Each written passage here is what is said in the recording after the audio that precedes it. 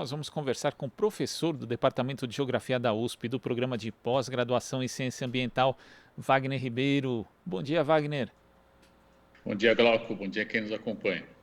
O Wagner, nosso colunista aqui, que está toda semana no Jornal Brasil Atual, lançando agora um livro junto com o Pedro Roberto Jacob, também da USP, do Instituto de Estudos Avançados, cujo nome é Amazônia, Alternativas à Devastação. São diversos artigos ali. Eu queria que você falasse primeiro a respeito dessa obra, Wagner. O que as pessoas que vão acessá-la podem encontrar ali? Veja, Glauco, esse livro ele nasce de um seminário que nós organizamos ano passado, com o mesmo título, né?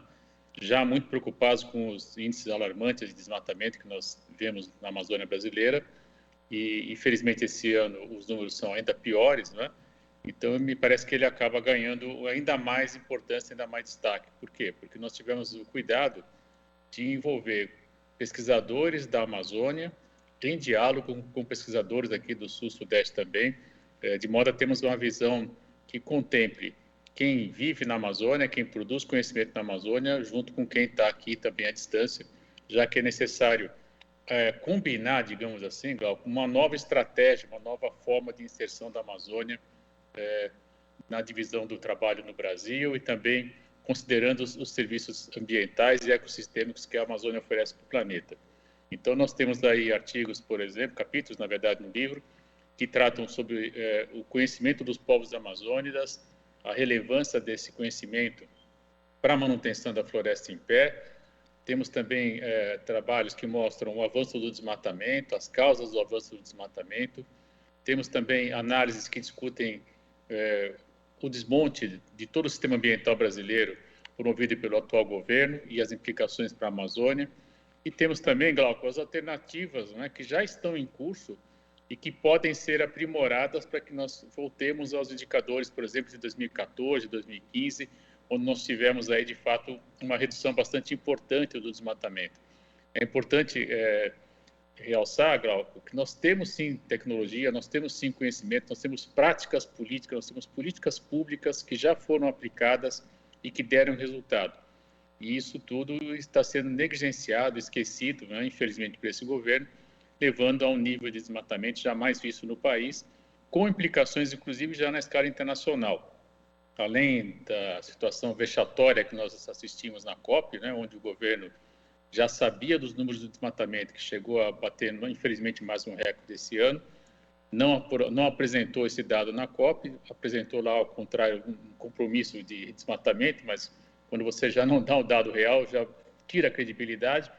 E, além disso, nós começamos a assistir também já a pressão de alguns países, por exemplo, da União Europeia, e indicam claramente o desejo de não comprar mais produtos, inclusive agrícolas, que gerem desmatamento no Brasil. Então, as implicações são realmente muito sérias e nós esperamos que esse livro, que está disponível gratuitamente na página do portal de livros da USP, é só baixar gratuitamente, né? Vai ser um prazer depois ouvir os comentários dos leitores.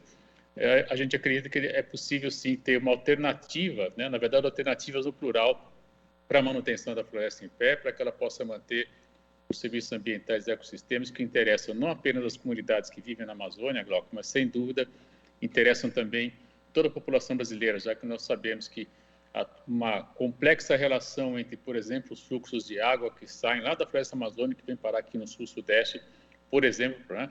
Há também uma implicação direta no aquecimento global. Enfim, a Amazônia ela tem aí, dada a sua potência, né, repercussão na escala local, na escala nacional, na escala internacional, e o livro procura, de alguma maneira, iluminar essas questões e trazer mais uma contribuição para o debate público sobre como incorporar essa importante parcela do território brasileiro, sem desmatar e considerando as comunidades que nela vivem. E quando você fala das alternativas, Wagner, tem um artigo seu no livro em que você faz uma menção aqui ao Chico Mendes, né? Que eu acho que é sempre uma menção importante de ser feita quando a gente fala da questão ambiental no Brasil, até porque para mostrar que, por exemplo, a luta, né, contra a exploração econômica está aliada, está associada à luta pela preservação ambiental também, até porque muitas vezes as pessoas, né, quando uma figura política ou histórica é muito grande, as pessoas tentam, às vezes, destituir ela do valor que ela tem exatamente. Então, apresenta Chico Mendes como líder ambiental. Ele era também, mas era um líder sindicalista, né, e foi da organização desses trabalhadores que surgiu ali a Aliança dos Povos com a Floresta, e depois, infelizmente, da morte dele, a gente tem aí a instituição das reservas extrativistas no governo Sarney, que são resultado direto da luta de Chico Mendes e ali dessa aliança que se formou. Então, essas alternativas que você fala, Wagner, elas estão ali há muito tempo, né, sendo postas e depois foram até colocadas em prática por algumas políticas públicas, mas infelizmente nesse governo acabaram sendo ou desidratadas ou até mesmo extintas. É preciso retomar esse espírito dessa luta do Chico Mendes, né, Wagner? Uma dúvida, Galco. Agradeço muito a oportunidade que você levanta aí para poder comentar um pouco da trajetória do Chico Mendes, né? Você lembrou muito bem, ele sempre é lembrado aí como um ambientalista, mas antes de mais nada ele era presidente do sindicato, né, dos seringueiros lá do Acre, e se destacou muito em Chapuri, município onde ele vivia, e é desse modo que ele ganha visibilidade internacional, inclusive, né? A partir de uma prática fundamental, que é a prática do empate. O que era o empate? Ele mobilizava as comunidades e antes de começar o desmatamento, ou seja, antes das máquinas operar, ele já estava lá com as famílias, enfim, impedindo, literalmente, né, o desmatamento. Veja, é uma medida pacífica, uma medida de quem conhece a mata, né? Isso é algo sempre muito importante, eu realço aos meus alunos, né? Quer dizer, precisa conhecer a mata para chegar antes que os desmatadores, então ele tinha esse conhecimento do lugar e, desse modo, evitou o avanço do desmatamento em muitas ocasiões, né? E a partir dessa luta, na verdade ele queria conter o desmatamento para poder manter a sua atividade econômica, que era justamente a extração do látex das seringueiras, enfim. Então é uma estratégia muito inteligente que mostra que é possível sim manter a floresta em pé e ter atividade econômica. Quando a gente fala em conservação da Amazônia, Glauco, ninguém está falando em intocabilidade da área. Mas não é essa ideia que se trabalha hoje quando se fala em uma economia de inclusão social associada às questões ambientais. Nós estamos falando no uso sustentável, né? No uso que possa manter os serviços ambientais e ecossistêmicos. E você lembrou muito bem, essa prática dos seringueiros, por exemplo, ela já é consolidada e ela indica que é possível sim extrair valor mantendo a floresta em pé. Existem outras alternativas hoje, envolvendo outros materiais. O caso do açaí é sempre lembrado, mas é preciso tomar um pouco de cuidado, que em algumas situações a gente já detecta, infelizmente, a retirada da cobertura original para plantar o açaizeiro, né? Então isso não é adequado também. Mas há outras formas também de manutenção da floresta em pé, inclusive até em algumas situações de aproveito de madeiras nobres, né? Você faz um levantamento do que ocorre na área, enfim, consegue a partir dali retirar espécies adultas que já reproduziram, enfim. Existem muitas formas de manejo hoje, Glauco, né? O Chico Mendes, infelizmente, faleceu em 1988, e de lá para cá, felizmente, nós já temos muitas outras alternativas que estão sendo aplicadas, estão sendo implementadas, e tudo isso, como você lembrou muito bem, é simplesmente negligenciado, é esquecido. O governo faz letra morta de todas essas experiências importantíssimas que projetam o Brasil numa outra forma, né? Uma forma inteligente, numa forma de aproveitamento da floresta em pé, mantendo os serviços ambientais e ecossistemas, que eu insisto, interessa não apenas a quem vive na Amazônia, interessa também a quem está aqui no Sul e Sudeste, interessa também para quem vive no planeta, já que nós sabemos que, a manter-se o desmatamento, nós vamos estar contribuindo muito. Infelizmente, e o Brasil hoje já é o quinto ou sexto maior emissor de gás de efeito estufa, né? E a principal fonte nossa é justamente o desmatamento. Então, tem também uma implicação direta com a escala internacional. E quando você fala dessa questão, né, você falou da comercialização da madeira nobre e também dos múltiplos efeitos, no livro você fala a respeito do desmatamento, né, mas não ali na região amazônica, né, porque as pessoas em geral pensam, não, o desmatamento ocorre por conta da comercialização da madeira, e isso esteve associado durante um período da nossa história, de fato era real, né, ainda é um fator que acaba colaborando para o desmatamento, mas não é o único e nem o principal, né, Wagner? E queria que você falasse a respeito disso e também dos prejuízos que ele acaba trazendo, né, as consequências que nem sempre são analisadas, como aquelas que afetam a sociodiversidade e também as alterações em todos os sistemas naturais da Amazônia, que, como você mencionou, vão acabar também trazendo impactos para o clima no Brasil e até no continente. Veja, Glauco, essa é uma questão central que você apresenta, que na verdade, a causa primeira, né, de todo esse desmatamento. Nós estamos falando de uma prática ilegal de acesso à terra. No fundo, se trata disso, se trata de ampliar o acesso à terra de maneira ilegal. Por que eu estou dizendo isso? Porque os próprios dados que o governo anualmente divulga e confirma, que apontam claramente, Glauco, que nós estamos assistindo cada vez mais o desmate em áreas públicas ou em áreas que ainda que não tenha titulação definida. Ou seja, se quer, na verdade, consolidar a presença, né, de não moradores e não de pessoas externas à Amazônia nessas áreas. E isso é, de fato, algo que tem que ser denunciado e combatido, evidentemente. Nós estamos falando, nesse caso, de crime ambiental, por exemplo, porque você tem, inclusive, o desmate em unidades de conservação, outros momentos também em terras indígenas, né? Então, tudo isso é hoje considerado crime à luz da lei brasileira. E isso, infelizmente, tem ocorrido, tem aumentado, na verdade, em larga escala. Então, essa é a causa primeira. Nós estamos falando de uma maneira pela qual se busca o acesso à terra de maneira ilegal. Isso precisa ser sempre muito bem dito, bem sublinhado, né? Depois você tem, basicamente, né, a entrada da produção do gado. Há também uma prática muito curiosa, né? O gado ele acaba migrando de um ponto ao outro de maneira a forjar um certo uso da terra. Isso também já tem relatos mais diversos acadêmicos sobre esse tipo de prática. E, por fim, você tem a soja. Já há algumas situações onde, de fato, você tem o desmatamento e a introdução da soja praticamente em seguida. Então, enfim, nós estamos falando aí de um processo de expansão, de fato, da produção da área agrícola, quando, na verdade, não precisamos mais disso, né, Glauco? Nós já temos hoje uma quantidade de terras produtiva que seria suficiente para manter a produção, a produtividade que nós temos hoje. E, inclusive, poderíamos incrementar essa produção recuperando áreas degradadas. Existe tecnologia para isso? Sim, existe. A Embrapa já tem diversas pesquisas mostrando como recuperar áreas no Cerrado e também área na Amazônia. Quando a gente fala em Amazônia, é preciso lembrar também que ela não... E aí é a questão que você coloca. Quer dizer, a Amazônia é um complexo também. Nós temos, inclusive, a floresta, mas temos também uma parcela importante do Cerrado, que faz parte da chamada Amazônia Legal, né? Então, essa diversidade toda de ecossistemas, ela dá ao Brasil uma peculiaridade muito especial, Glauco. Nós temos, na verdade, além dessa diversidade de espécies naturais, associada, vivendo nessas áreas, as comunidades originárias, as comunidades quilombolas, os caboclos ribeirinhos, que conhecem como ninguém essas espécies. E essa combinação rara de sociodiversidade com a biodiversidade que nos dá uma vantagem estratégica fundamental para o século XXI. Qual é essa vantagem estratégica? O conhecimento sobre quais espécies podem vir a ser incorporadas de outra forma, né? Por exemplo, fornecendo novos materiais, fontes de energia, novos remédios, enfim, novas fontes de alimentação, né? Porque uma coisa, um pesquisador entrar na mata e começar a, enfim, coletar material sem saber que tipo de uso pode ser dado a uma determinada espécie que ele coleta. Outra coisa é quando você tem a presença de um membro de uma comunidade originária e diz, olha, esse tipo de espécie nós usamos, por exemplo, para queimadura de cobra, enfim, quando você tem, na verdade, algum tipo de acidente, se usa esse tipo de erva para estancar o sangue, enfim. E a partir desse conhecimento, se pode identificar o princípio ativo e aí, eventualmente, até identificar espécies que têm um princípio ativo ainda mais, digamos, consequente, né? No sentido de...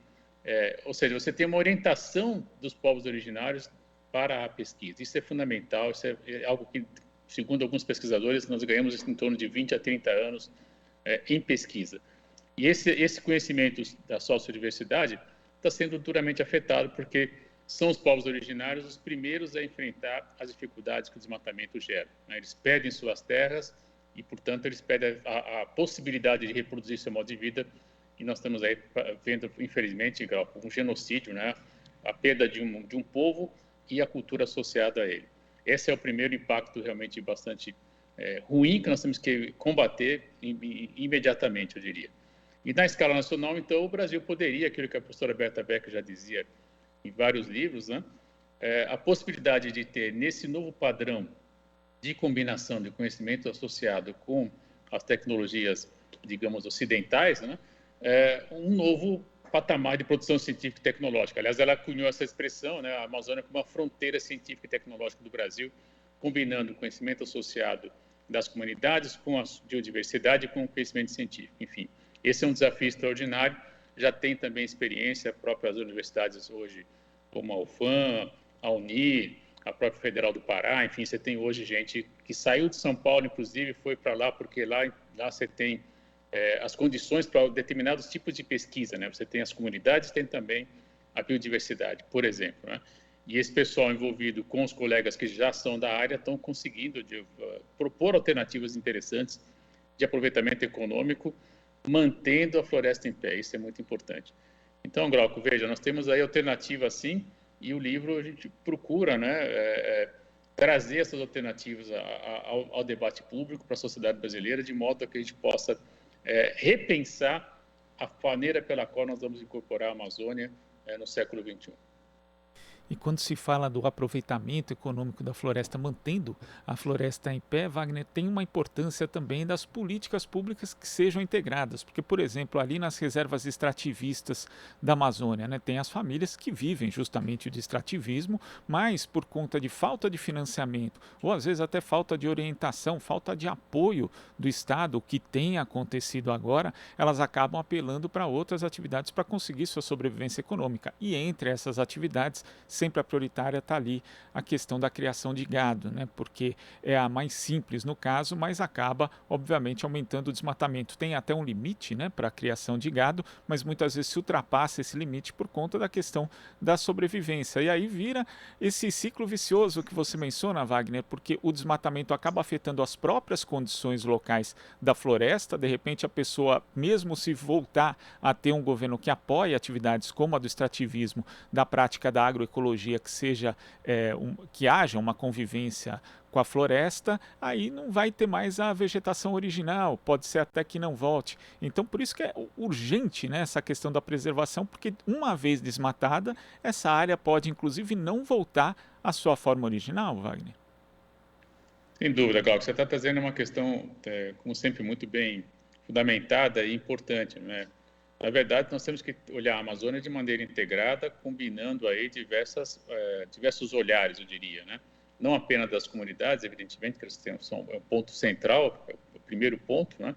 Mas envolver políticas de saúde, políticas de produção agrícola, política de circulação de materiais também, né? Uma dificuldade real e objetiva é você retirar o material da floresta, né? Sem degradar. Então, ninguém está falando de fazer novas rodovias, etc., né? Existe hoje maneiras de você incrementar, por exemplo, o transporte usando os rios, né?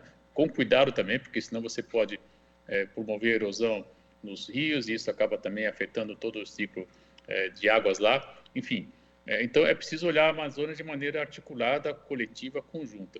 E nós já tivemos também práticas importantes, né? A famosa Bolsa Verde, por exemplo, né? Eu vou simplificar um pouco, mas era em linhas amplas, né?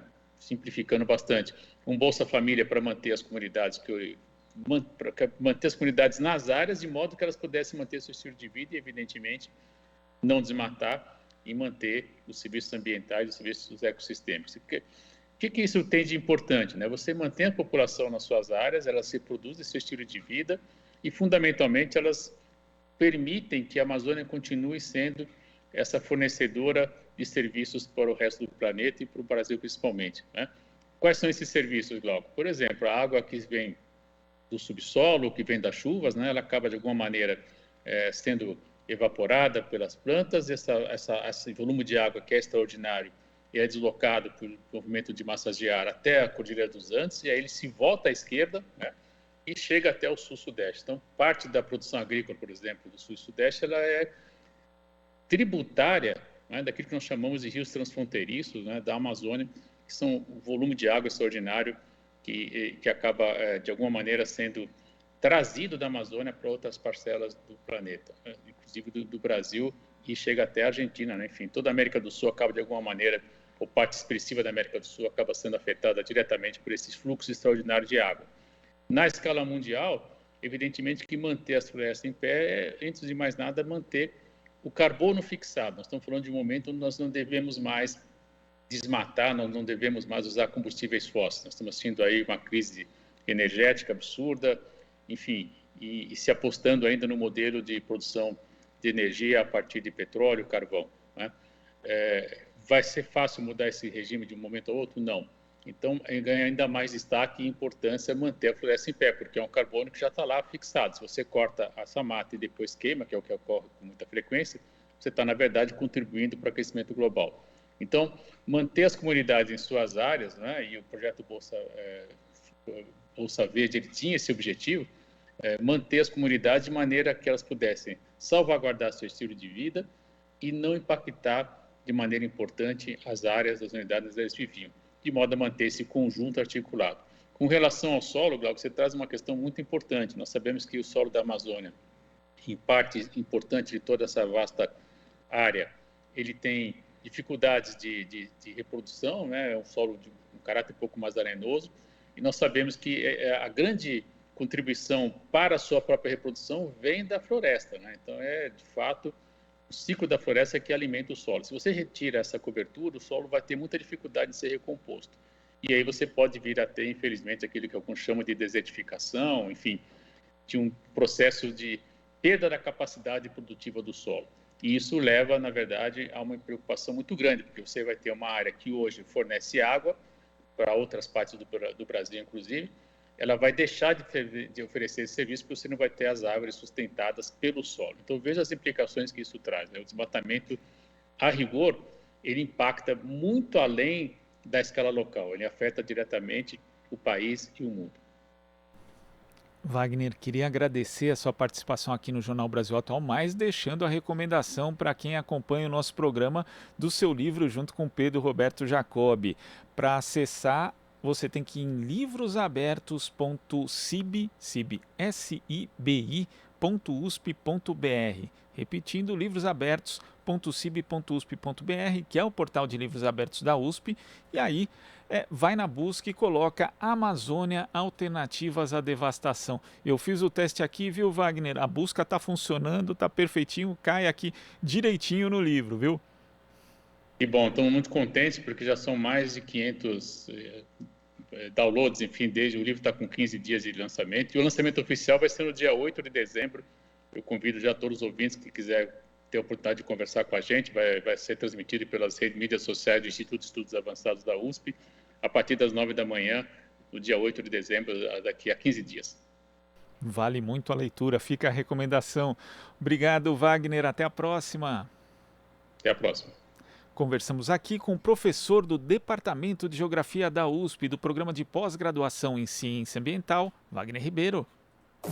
Você está ouvindo Jornal Brasil Atual. As notícias que os outros não dão.